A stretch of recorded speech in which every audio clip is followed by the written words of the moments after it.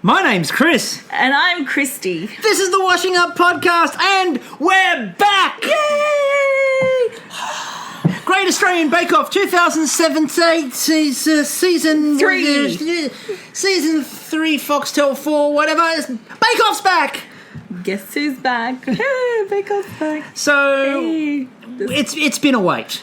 It's been a long wait. It's like gearing us up for the Game of Thrones. You know how long a wait it's been? It's like Moffat took a break and had to do the script writing. You know how long a wait it's been? How long? Last time this show was on air, Yeah. Mary Berry was the judge on the Great British Bake Off. It's been that long. It's been that long that they've regenerated Mary Berry into Prue Leaf. Yes. Fortunately for everybody involved, they haven't touched a single thing on the crew and the cast of Great Australian Bake Off. I know. Nor the shed. The holy shed. It was so good to see that first shot of the grounds and then that first pan around.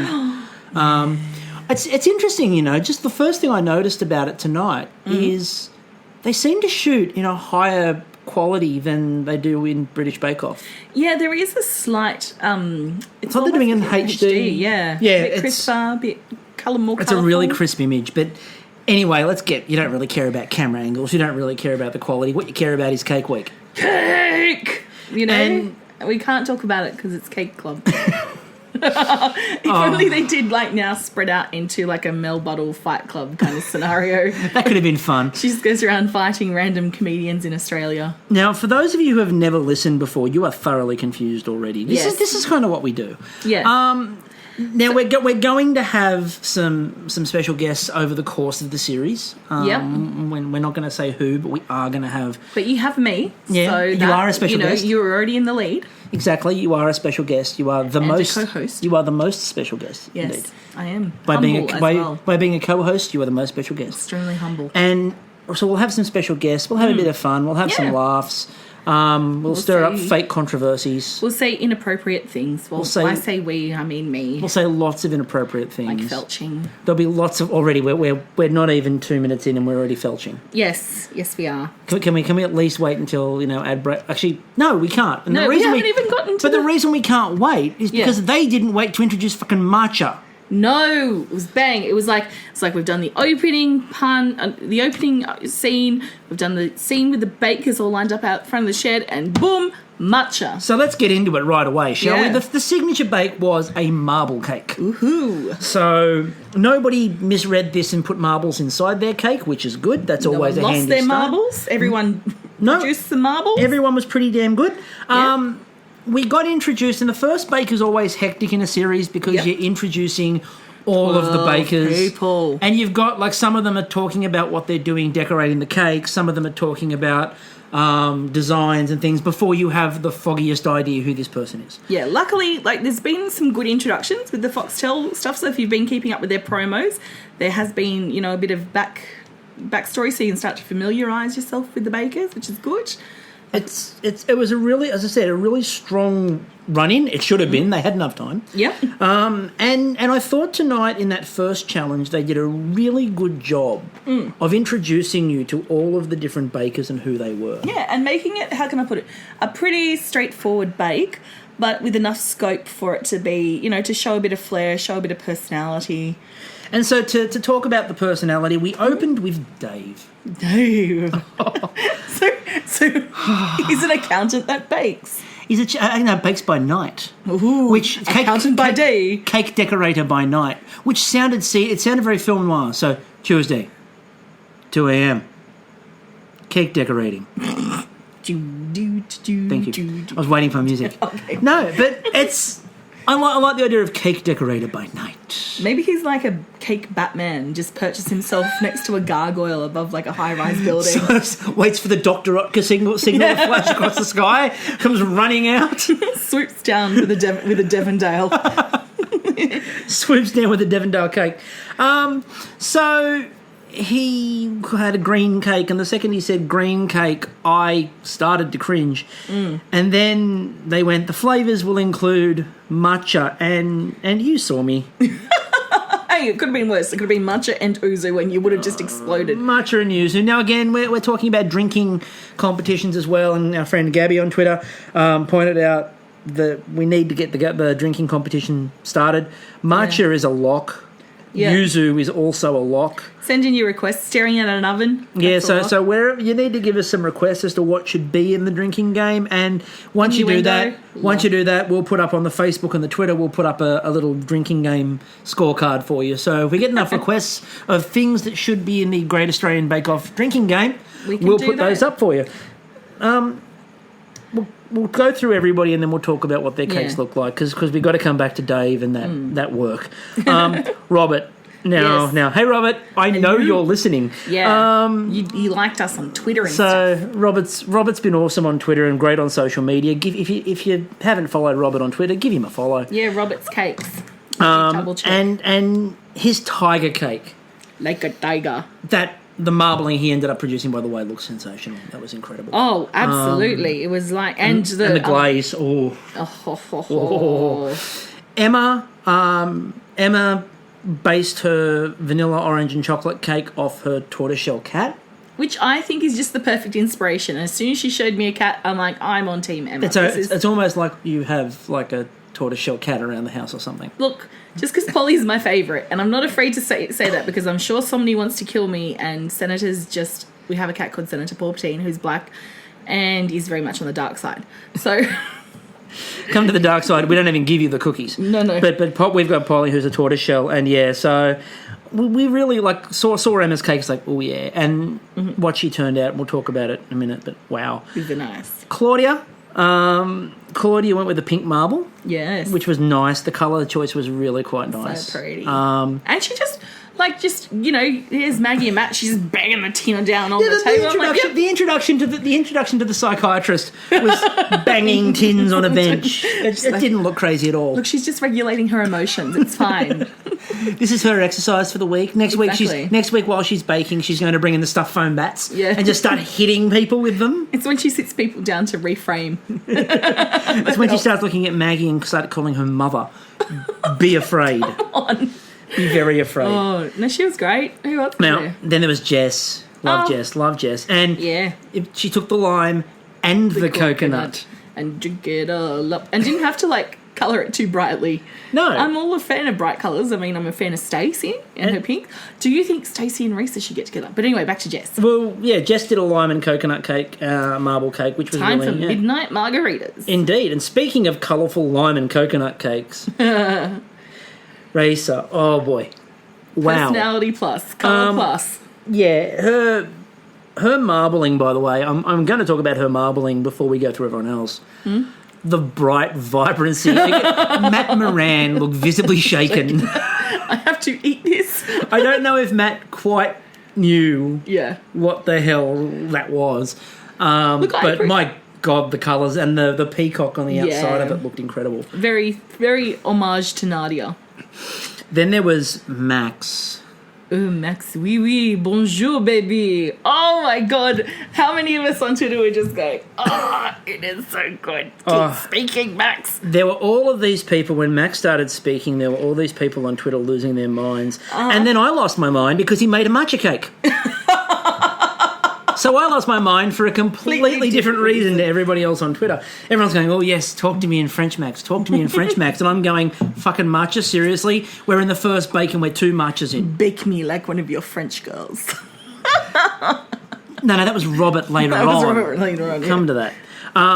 He and Max having a moment. Now, speaking of needing a moment, Chris. Wow, what a dude. I need a moment. Mr. Tea Cake. I need a moment. I'm not afraid to say. Yeah. Man crush right there. Oh. Just hold it back there, Buchanan. No. That chocolate and orange sponge with the orange peel and toffee. And I love the fact that Maggie Beer's like, orange peel? I've never seen that before. And I'm sitting there going, yeah, you have, Maggie. I'm so there's no way Maggie Beer has never seen that before. I hope this isn't like the start of Maggie having a neurological issues. I hope not too. I don't want her to come in next week and go, what's Verjuice? My heart will break. Australia will go into national mourning. The Verjuice industry will shut down. There's no way. It's going to have to be like 50 first dates, having pictures of Verjuice stuck on her wall. One of my other serious crushes in this episode was Barb. Oh, my God. Barb. She made a bunt. Yes. Now, someone on Twitter did say if Barb goes home, there will be a Save Barb protest, and I think it's okay to have a Stranger Things and Bake Off mashup because it's appropriate in this case. Barb is awesome, and she must stay. Oh, she's wonderful. And just quickly, when they were doing the little background videos, just back to Robert for a moment, all I could think of when Robert is just standing there holding this jar of macarons and everyone's just coming past and taking them. Why don't I have like a Robert installed in the corner of the office? Yeah. Just in a corner. Just Can you hire a Robert? There. Can we hire a Robert? That's an interesting question. Can you hire a Robert? Robert, can we hire a Robert? Please let us know on Twitter. We'd really like to know, and I think Australia would like to know is the bigger point there. So Barb said went with a bunt. A bunt. There's the hot in the middle of this cake. There's a bunt. I fix it. But she went with a coffee sponge too, which was... Okay. She had coffee. Yes. And there was Alex.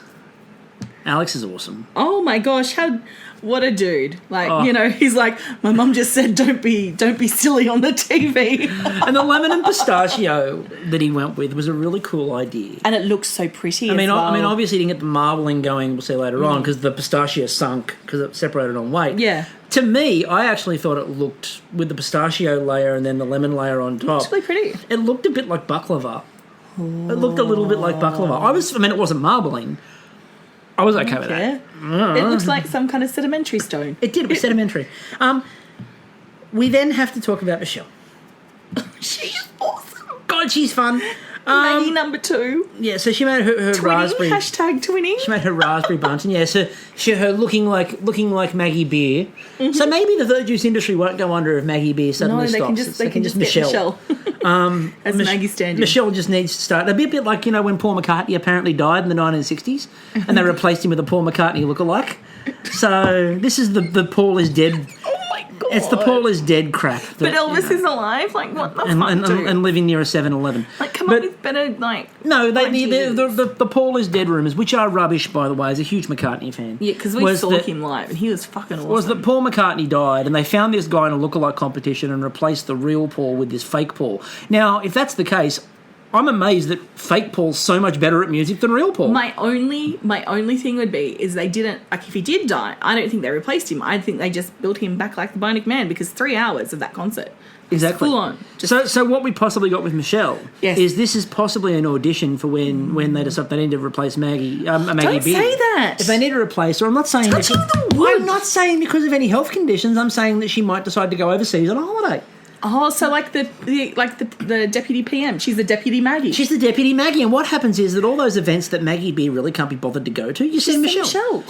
She just waves out of the back of a car and goes through. So you send her to the country fairs and stuff like that. Actually, Maggie is so nice that she would do the country fairs.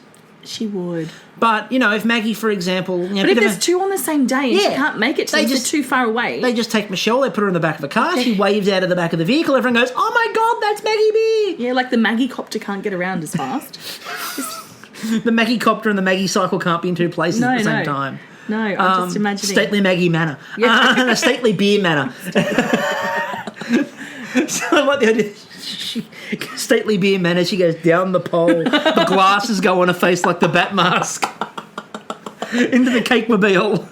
Some gorgeous, arty outfit just slips onto her, jewellery drapes on her and into the... Bottle of verjuice in the hand and off she goes.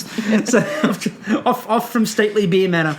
So the way that these marble cakes turned out, they pretty much all went fairly well. There was no massive... No disaster. No disaster. They all looked quite edible. Dave's, they said that the cake was great, but that decoration on Dave's... Damn, Dave. And he didn't seem rushed at any point. He had time up his sleeve. Well, he stated he uses it as a meditative practice. He goes, when I'm doing this decoration, I'm in the moment and I enjoy it quite a lot. He's doing a concentrated meditation.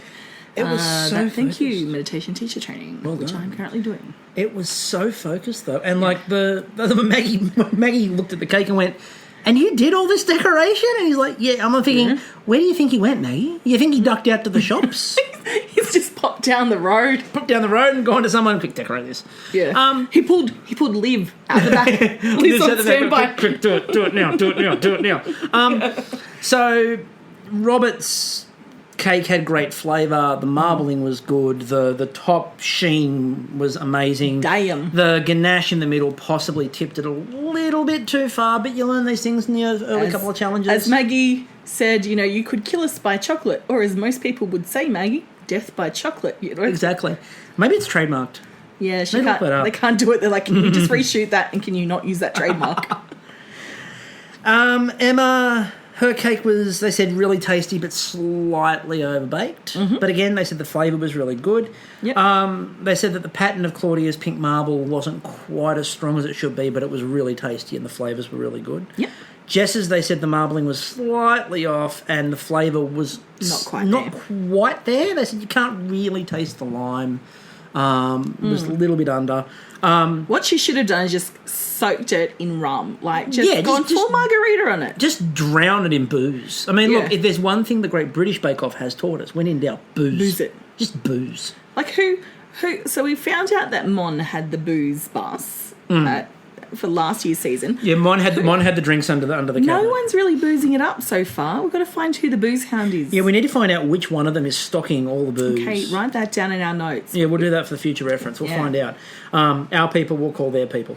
Reyes's tasted great too. Yes. Looked amazing. Tasted really good. As I said, Matt was slightly thrown by the fact it was blue and green. Max, they said that the matcha was strong, but that wasn't a bad thing. They said that in a positive way. The matcha is strong with this one, but they couldn't taste the chocolate. Yeah, I personally went, the matcha is strong. Oh, God, no. So, I have a vendetta against matcha. I can't help it. They loved Chris's. Maggie Beer wants to steal the recipe. Yeah, So- that looked gorge. That's what you want. And I love the way that Mel just goes, Maggie Beer presents. Barb, they said that the marbling was great on her bunt. And the coffee sponge was really fluffy. What do you call this? Sponge cake. Sponge cake. Michelle made a bunt too, didn't she? Yeah, with raspberry. Raspberry bunt. Which they love the flavour on that too. Yes. Marcus had a lot of chocolate over the top of his, and I was worried about that. But they said that the sour cherry in the middle balanced the chocolate beautifully, and they said the flavours came out really well. Good work. And said Alex's lemon and pistachio, they said the mix separated, but the flavour was really good. Yes. So that's a pretty strong start to a signature. Shit, yeah. Then the technical. Yes, Madeleine. Now, the technical was to make a series of small French children Dip them in chocolate. and then dip them in chocolate. 12 in a row. 12 in a row, and the smallest one was Madeleine. It was a good high quality start to the. It was a good high quality start. I was disappointed there was no verjuice in the technical. I thought that it was a good chance. She's saving it for She's saving it for a rainy day. Yeah. Marcus's bench.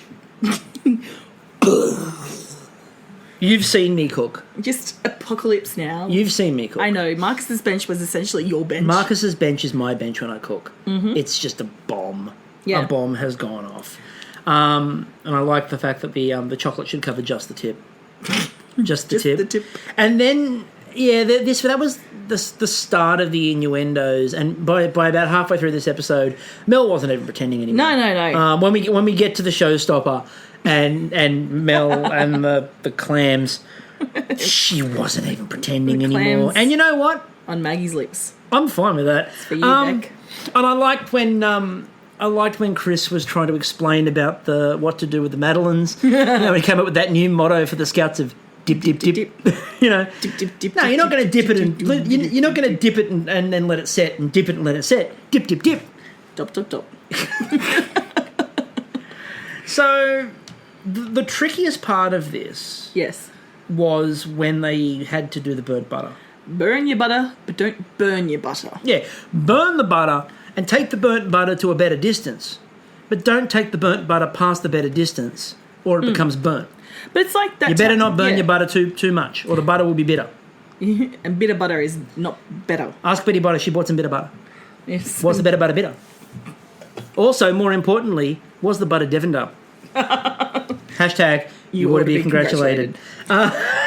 So there was a lot of pails when they said they coming out for that. There was a bit of ununiformity. Yeah, but there was a phrase that we There was a phrase that we had really introduced to the Bake Off family today. Plump. Plump was one, but there was a phrase that Maggie really introduced. They're not quite meeting their potential. Yes. It's like she's writing school children's reports. While such and such is a lovely student, he's not quite meeting his potential. And that was the phrase we were introduced to by Maggie Beer tonight. And it was every time something wasn't quite right, it's not quite meeting its potential. And she said that to Dave, and Dave looked like he'd never had that said to him in his life. Dave genuinely looked shocked and a bit hurt that Maggie Beer said that to him. No, they're a bit pale. They're not quite meeting their potential. Cut to Dave. Look of what? I've never had... I'm leaving. That's it. I'm done. Don't leave, Dave. You can meditate. He goes out the back to ice and Claudia's helping him reframe it. Don't see it as negative. It's an opportunity for improvement. Go pipe something. Just go pipe something, Dave. So the Madeleines, basically the thing was if they had the darker colour, they went really well. Yep. If they were too pale, they weren't quite there. They also needed to be plump. They needed to be plump. And I just moist. And moist. Plump and moist. It's kind of like what people describe me as. We're off already. But I just love the way they were talking about it and just fondling these little biscuits, talking about how plump they are. Yeah, they're fun. And I felt for poor Max, who served his upside down. I know. The ridges are on his. And he goes, I should do well. I am French. These are French. Yeah, he said at the start, it's a French technical. I should be able to do this quite well. Yeah. And then they've gone, these ones are upside down and had to turn them. It's always the way. Like, okay, for example, right, if you talk yourself up, you're like, oh, I fucking got this. Like, for example, I was at a trivia night with my older sister who, prides herself on being a numbers woman. She is complete opposite to me. Numbers are her thing. She's a payroll guru. The question was, how many Tim Tams are there in a Tim Tam packet? We had a packet of Tim Tams on the table. Michelle covertly counted them underneath the table, proudly announced 12. And I'm like, no, it's an odd number. Yep. It fucks with you. You can never divide it up evenly. And she's like, nope, I counted 12. There's 12. It's fucking 11, Michelle. Yep. We will always make her remember that. Tim Tams. See, now she went out of her way to declare that she was good at something at trivia. Yep. And then wasn't. Yes. Can I point out that the other person sitting near this microphone declared himself to be wonderful at trivia. And he is. And we won 3 weeks in a row. So, not saying, just saying. All right. So, after our humbleness there... so humble. We're so humble. So humble. You know who didn't need to be humble? Who? Risa. No. Right. Risa, she came first in the technical. Michelle came second, so really good effort for her. And Robert came third. Because Michelle's were plump. They were plump. And Robert came third with a really good effort. Mm-hmm. And then Marcus scared everybody on Twitter by coming last. It's like, you just hear people who were like, I'm Team Marcus. No! And Marcus already has a fantastic GIF. Absolutely fantastic gift. A GIF on Twitter. Leo, at For The Jokes, who did a bake-off GIF of Marcus dancing. It was awesome. Spectacular. I want to see that put together with Noel last year and he's dancing on 1 foot each, and Val and her stretching and dancing from British Bake Off. I think we need a dance break podcast episode where we just talk about the dancing GIFs. So he scared everybody. Yeah. They talked about the people who were kind of in trouble. They said that Max was in a little bit of trouble. They said that Jess was in a little bit of trouble at this point, and they also said that Marcus was in trouble. Then we got to the Showstopper. Now, I will let you have your humble moment, because for those of us who follow the Washing Up on Facebook, and you really should, follow us there. We've got some great stuff on there. Oh, look, I'm more prone to post there because I find them and go, I just don't think in Twitter terms. That's Chris's job. So my idea was like, Maggie and Matt should really set something from the Women's Weekly Children's cookbook, children's birthday cake book. So she posted that up about a week and a half ago, put that up on the Facebook. And lo and behold, tonight, boom, Children's birthday cakes. Ultimate children's cake. And Yes. I don't really have hearing at the moment in my right ear. Because I just yelled out, Because oh there my was, fucking God, there I was, called oh it. my God, I fucking called it. Yes, motherfucker. Say what? What? I was like, what the? Okay. Don't have right ears now. There were some incredible designs on this one. Like, I was really impressed with everyone's ideas. Oh, absolutely. Like everyone had a really strong playfulness in terms of what will a child like about this. You know, like they came in with that perception. They did indeed. You know, just So you had... unicorn v unicorn, volcano v volcano. Yeah, we had some... It was Cake Fight Club. We had some... Mel was right.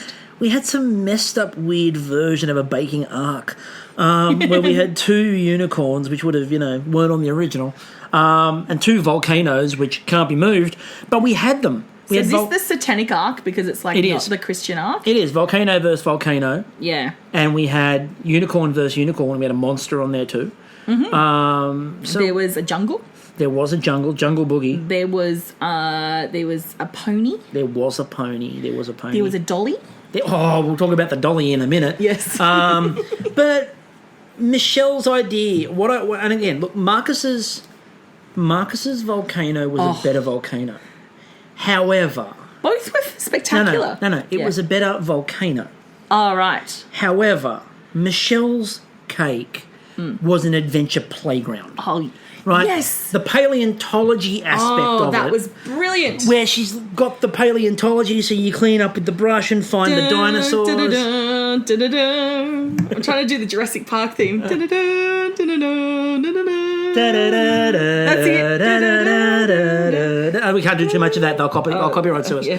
Because Sam Neill will come busting through the door to punch us in. Because it sounds so much like John Williams. You can't mix it up. So the volcano with the lava from Michelle, it was great idea. But that paleontology aspect just took it to the next level. I can just see that's actually something doable, and I can see a lot of people I know, like for example Val, one of our friends, who's I believe she's got a couple of boys who are really into the dinosaurs. They'd be totally into that.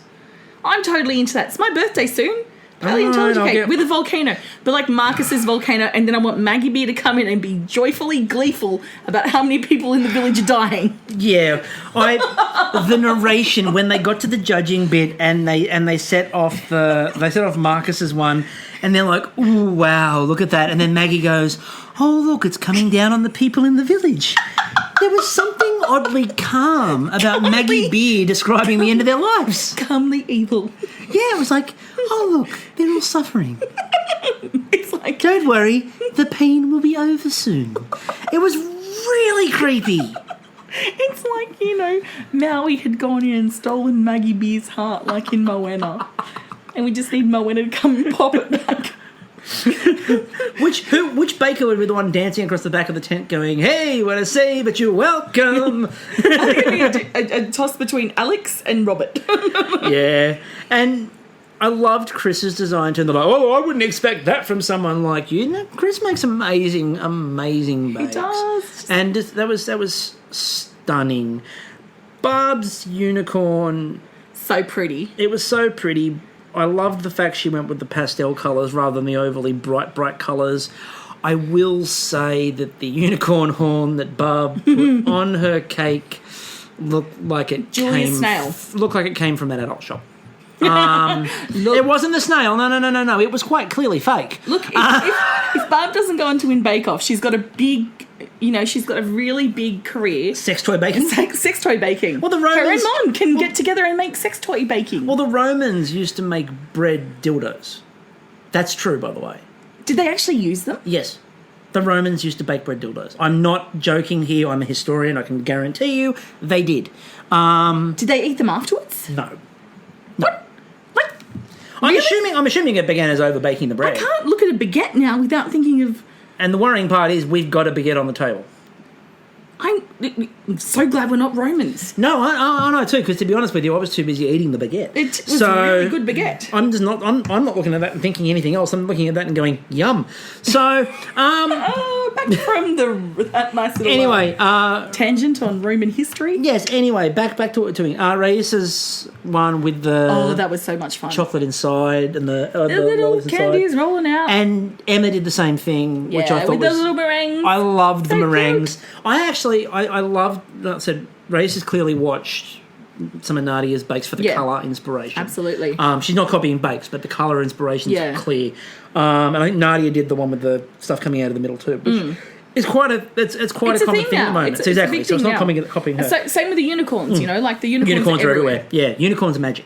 And mermaids. And mermaids are everywhere too. Alex, his clams, and then Mel. Imagine the clam on Maggie's lips. Like that. Mel's looking at them, and at that point, we were all Mel Buttle. We were. We were all Mel Buttle. She's looking at the clams. Yep, they're clams. Yep, they sure are. Well, the fish tail, and sorry, Christians, but your Jesus fish is essentially a vagina symbol. That's what the ancients used as a symbol for vaginas. So there we go. So again, it all works with a mermaid cake. Kids don't need to know that. For all of you people sitting here thinking to yourself, what the hell was he talking about bread dildos? We've just talked about mermaid vaginas. Vaginas. Which one of my friends... Okay, this is a tangent. Okay.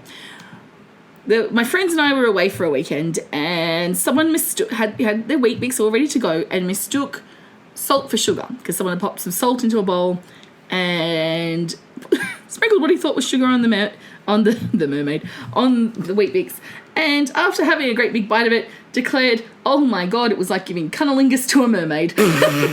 So wow, just wow. Yeah, all kinds of wow. So back to the shed. So I don't even remember what cake I was trying to talk about at that point in time. We were talking about the mermaid. Yeah, I was talking about one before that, and you jumped to the mermaid. I don't know what cake we were talking about, but let's quickly talk about Dave's, who had the lopsided unicorn, where he went, "He's giving you a wink." Yeah. So that was interesting. I hadn't really talked about Emma's, where I said I actually liked the meringues coming out of the middle more. Yes. It was something a bit different. Yeah, well, they're more edible. Like putting candy in the middle. It's kind of cool. It looks like lots of fun, but it's essentially candy in the middle. But little meringues. It's just so cute. I loved the meringues. And then we got Jess. I felt so bad for Jess. Oh my gosh. That's an example of what happens when the stress gets you, and when one little thing goes wrong. And first day nerves. Like you can see Maggie well-meaningly came over and said, "Oh, pop these lemons into your white chocolate," and it put her into doubt. Yeah. Now the lesson, it was already almost baked. Well, the lesson out of it though, and this is the thing, is you've got to be flexible enough to change when you realise there's a mistake. Yeah. But you've also got to be strong-willed enough to go to back yourself. You know what? We're already this far in. I need to go with it. Jess decided to have another go. Yeah, which is commendable. Commendable, but she was at that point in time. She just needed to do a solid bake. Yep. If she'd done a solid bake, Max would have gone home. Absolutely, and it's just such a shame because like I can see her context. It's the first week, your first bake. Maggie Beer, Australia's Maggie Beer, comes over and gives you lemon and says, "When Maggie Beer gives you lemons, you fucking bake with lemons." Exactly. So I could see where you'd go. Let's change it up. But again, and the concept was good. And what I really liked was the fact that she scrambled and nearly pulled that out of the fire with a teacup. Oh, look, that's better than what I could have. And putting the tea bag on top was a genius move, and just redoing it as a teacup. It was a really good idea. She came really close to pulling that one off. Yeah. Now we have to talk about Robert. So, Robert, I told you last week on Twitter we were going to be featuring you at some point. I just wasn't aware it was week one. I'm doing the opening for you. Stumble in the shed and I tumble in the kitchen. Pull myself a cup of ambition. Yes, he did a Dolly Parton cake. Wait, what's that? It's Dolly Varden. Dolly Varden. Damn. I wonder why the boobs weren't big. Anyway... I still would have preferred a Dolly Parton cake. Yeehaw, cowboy. So, Mom, why does my Barbie have really big boobies? So, the Dolly Varden cake, wow. Do you think he modelled it on his wife? Because like the flicker we saw of her and the dancing, it did, yeah. Yeah, oh, it was so sweet. It was even if it wasn't, we're not going to say it was. And Robert, if you're clever, you're going to tell your wife, yeah, I modelled it on you. Do you think she went, bake me like one of your French girls? And he's gone, and Max went, hey, that's my line. Yeah. So, that was amazing. The design was amazing. The modelling chocolate and the cake under it tasted really good. The flavours were great. You could just see everyone was a bit taken by the fact that that's week one. Yes. And that's the design that Robert came up with. It was genuinely a stunning cake. And when they'd finished the judging, it was kind of looking at it and going, okay, so... And they said you had Claudia did her pony cake, which looked really cool. Yes. The monster cake was a good idea. Didn't quite get there. Probably a bit worried about the Children's Television Workshop suing them. I'm really glad with Claudia's pony cake though. It went like children's side pony, like not genuine side pony. Yeah, that could have been awkward. That could have been for a hen's She night. brings out the cake and brown. It's massive, and Channing Tatum jumps out of the top. I mean, for me, if I was Maggie Beer at that point, I'm like, win. The episode? No, the series. Yeah, Congratulations, we're done. Go home. So the judging at the end, Robert was Star Baker, and that was... well deserved. Look, it was a high-quality week. It was a really high-quality week. Yeah. It could have been any of about 5. Absolutely. But Robert, well done. That even though it got a little bit creepy when everyone was pulling the doll apart and eating it. It got very House of Wax very quickly. Yeah, see, I thought it went a little bit more Sweeney Todd. It was sort of a cross between House of Wax and Sweeney Todd. It was a bit weird. Nice pies. I love the little high five that Claire gave with the hand. High five. And that just rips its head off. And unfortunately, Jess had to go home, which was real. It's always... The really crappy part about Bake Off is the first week elimination. Yeah. And unlike in some... like MasterChef, no one goes home. You have those first 3 days of everyone going in.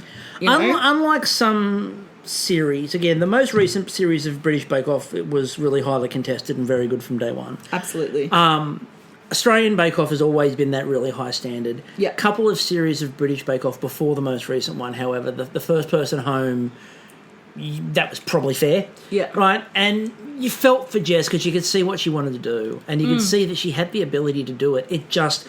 bad day in the tent. When one thing goes wrong and you have a bad day. And this is one of the reasons why we like the show.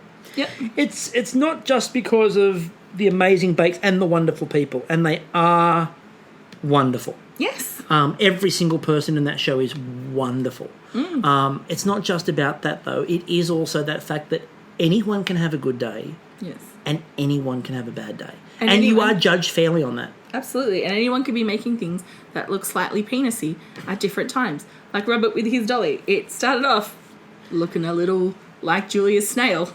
And eventually looked like a grand doll. And also at one point looked really sort of like E.T. alien. Yeah, at one point it looked like it was like... I bring you peace. Yeah, like when it's like mutants. It's like, you know, it's like something gone wrong in the science. So it's like... Yeah, no, I thought at one point if you put the hands on it, it was Mr. Burns on his, you know, I bring you peace, I bring you love. Quick, kill it. It's got love. It's bringing love. So with that, I think we leave episode 1 there. Now, we'll hopefully be able to have something out in the middle of the week in between as well, because we're knocking a few of these over and we're having a lot of fun with that. So you never quite know. We may pop up again before next Thursday night. So just keep your eye out there. Yes. Please make sure that you follow us on all of the social media. We're on Facebook. Yes. We're on the Twitter. We're on the Twitter. We're also on the Instagram at Washing Up Pod. Ooh. We are also, you can download this, obviously, if you're listening to it, you found a way to download it, so well done. To make it easier, we're on Spotify. We're on Spotify, which is fantastic. So we're on Spotify, look for the Washing Up. We're on iTunes, the link's all over our pages. We're on Libsyn, which you can find quite easily as well. We're everywhere. We're like a rash. We're like a rash. I was going to say we're like an American Express card. We're everywhere you want to be. But we're probably more like a rash. Yeah. In that we can be cured by topical creams. And before we go... Or delicious curd. Exactly. Before we go, a quick shout out to the amazingly wonderful and talented and gifted and strong friend of the show, Beck Pobji. Fellow diner at Yumcha. Fellow Yumcha diner. Yes. Caught up with her a couple of weeks ago. It was wonderful to catch up with her and Ben. Scored some curd. Yep, scored some absolutely amazing curd from Beck, and my God, that woman is talented. Yeah, I dipped because I wanted curd, but I also wanted a cannoli, so I just decided why not have both. So I dipped the cannoli in the curd. So make sure you're checking out Beck's social media too, because her Instagram in particular, with all of her cakes and her baking designs, if you can find her. Yes. Maybe you can hire her. Whoa. So, and on that, we'll leave this episode for now. I'm still Chris. I'm still Kristie. And we'll catch you all later. Ciao.